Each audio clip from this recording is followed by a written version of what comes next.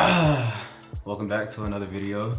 Today I will be getting into all the camera gear that I own. So first things first, I really started diving into camera gear, I would say about 2021, because Deja got me my first camera, which was a Canon EOS M50, and I had one lens for that camera. It was a Sigma, I believe 35 1.4 art lens, and that's what truly got me deeper into the whole camera gear in general. And I started diving into Sony, although my first camera was a Canon.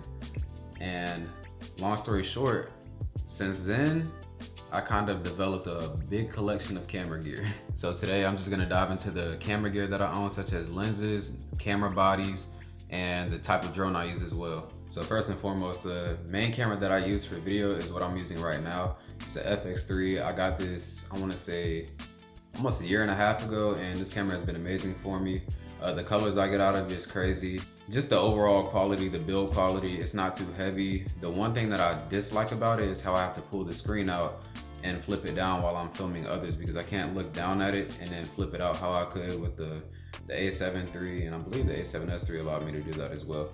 But that's the one con I have about this camera. Other than that, it's amazing. I would highly recommend it. Obviously, it's not like a starter camera. You could also start with the A7 III how I did, because I worked my way up. I went from the A7 III to the A7S III, and now I'm at the FX3.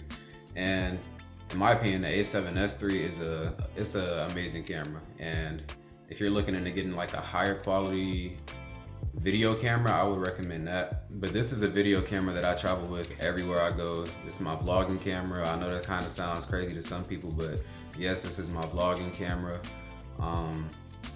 I just love how the camera feels. I love the build of it, like I said, and it's very useful overall. I love the LED that you get at the top, so I can tell it's recording. On some other cameras, it doesn't really have that feature, so I always know if my video is recording or not because I have the red light mark at the top. So that's a plus. Now let's get into my photo camera.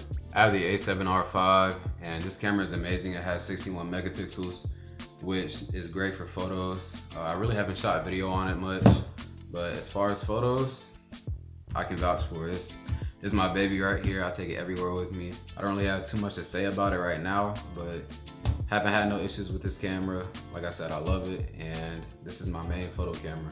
Next, we have a very trendy camera. It's the Fujifilm X100V.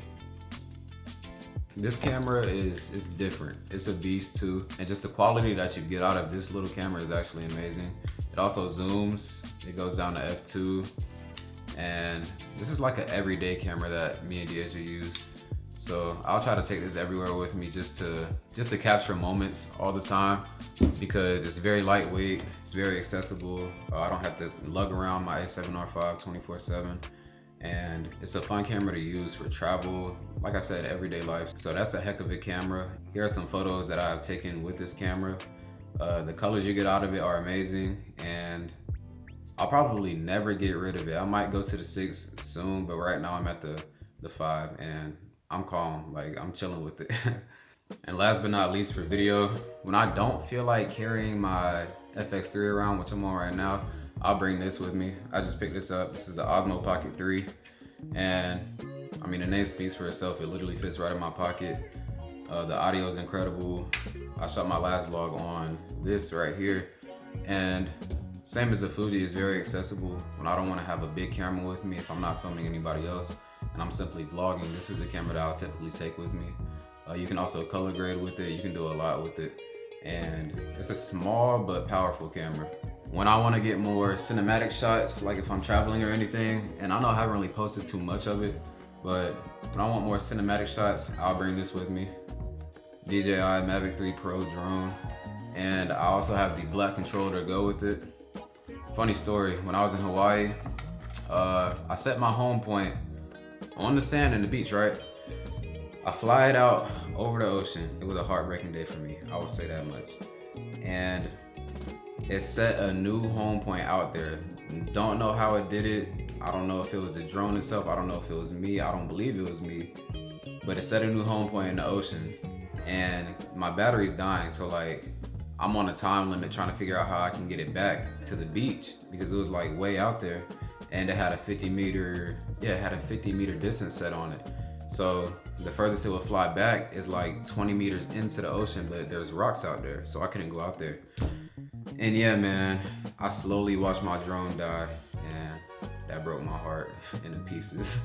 But shout out to Deja, she got me the drone for my birthday, and I now have 2 controllers for it because obviously this is the one that I was using when we were in Hawaii. So RIP to my other drone, man.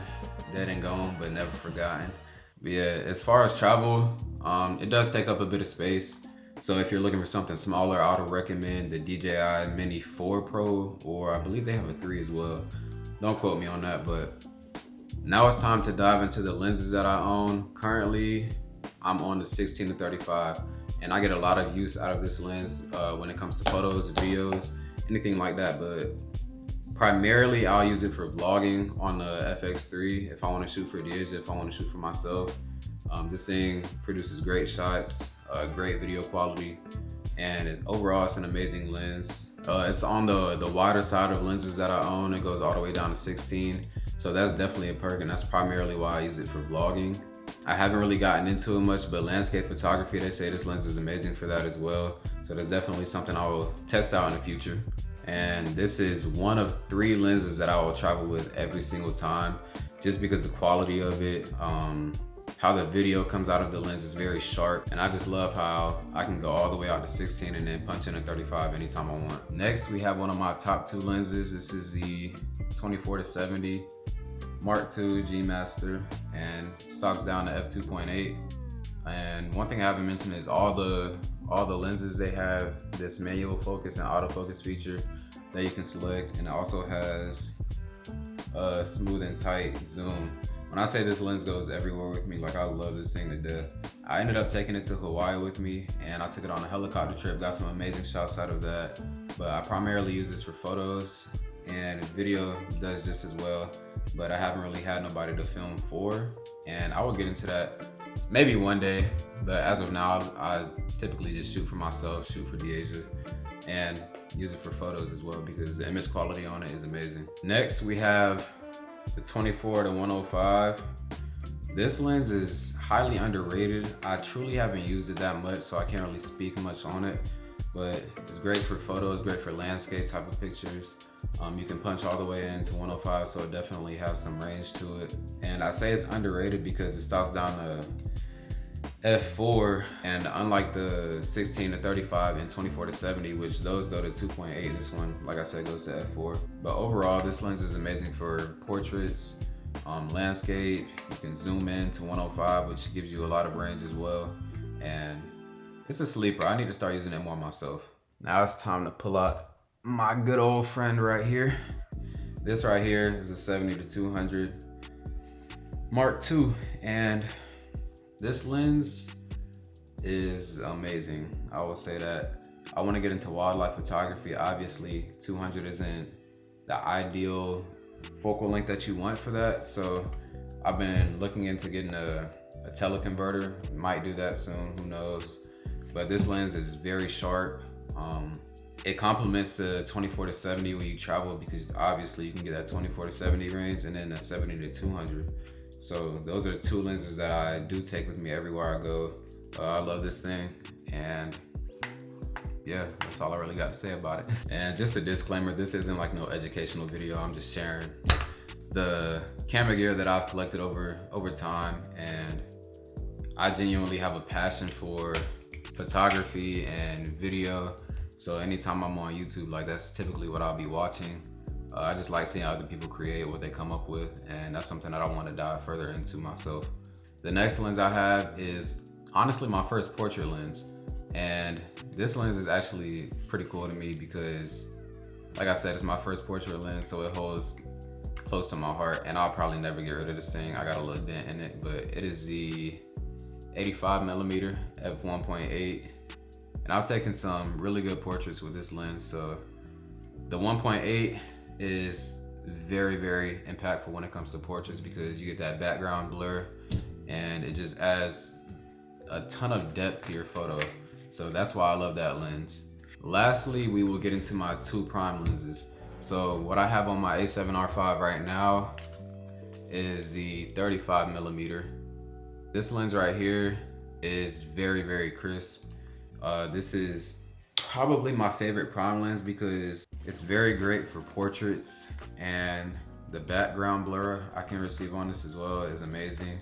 And I'm still doing a ton of research myself on like all this camera stuff, but from what I know, prime lenses, they develop a more sharper image, and this is also one, like if I'm going on a trip strictly for photos, I'm definitely bringing this, the 24-70 and the 70-200. And lastly, what we have in the collection is one of my most recent lenses that I picked up, and it's the 50mm G Master. And this thing right here is amazing as well. It's just like the 35. I recently took some photos of my son with it and of Deja with it as well. And again, I know I sound repetitive, but the image quality on here is amazing as well. Can't go wrong with it. And it just gives you more of a punched in type of look compared to the 35.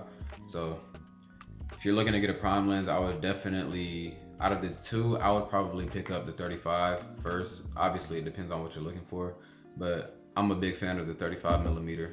And yeah, that about wraps up my camera collection. I hope y'all enjoyed it. I've always wanted to share that with y'all. I know I shared it with a couple of people, but I have fun talking about camera stuff, watching camera videos, and I've seen comments where a couple of people have asked what camera gear I typically use. So I just wanted to put that out there. And what I have, I don't take it for granted. Like, I'm extremely blessed to be able to have this type of equipment, and I hope y'all enjoyed this video. Let me know what y'all want to see. If y'all want to see a video where I'm using a specific lens, please just let me know. And I'll try to push the video out for that if I can. If y'all have any questions, just drop it in the comments, and make sure y'all like, comment, and subscribe. And see y'all in the next one.